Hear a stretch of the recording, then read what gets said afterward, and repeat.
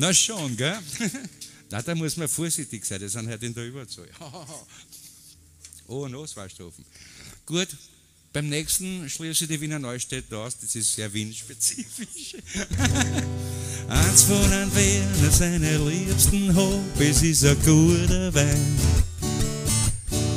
Mit Madel so fein,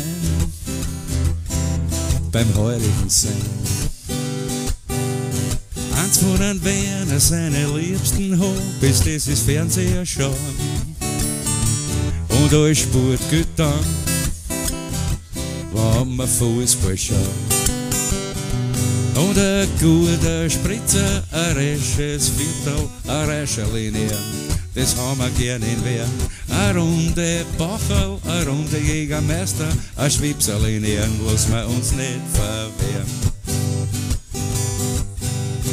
Eins von den Wiener seine liebsten Hobbys ist am Wochenende grün und mit Bier sich abfüllen und alte Hodern dann brühen.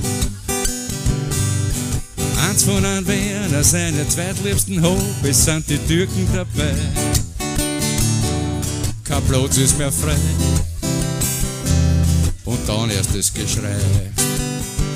Aber ein gutes Kebab, natürlich mit alles, dazu einen guten Wein, das haben wir gern in Wien. Eine Runde Raki, eine Runde Jägermeister, ein Schwipserl in Ehren, lassen wir uns nicht verwehren.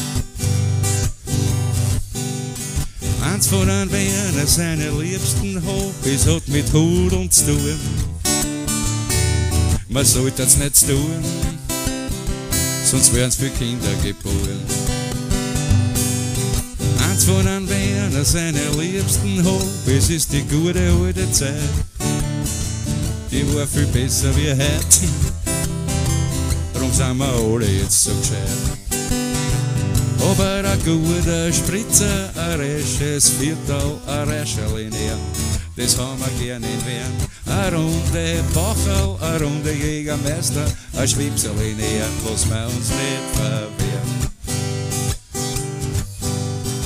Eins von den Wiener seine liebsten Hobbys ist die hohe Politik. Vom Kanzler zum Bezirkskönig, und da liegt jeder der Kritik. Zum einen von den Wiener seine liebsten Hobbys, da sagt's Ranzen dazu. Als Teil vom Wiener Hamur gehört es genauso dazu. Wieder zu dünner Spritzer, ein zu wenig resches Viertel, ich sag's euch meine Herren, das wird ein Raschheit werden. Dann eine Runde Bacherl, aufs Knöschel, aufs Klo schnell auf ein Raucherl, ein Rescherlinie, lassen wir uns nicht verwehren.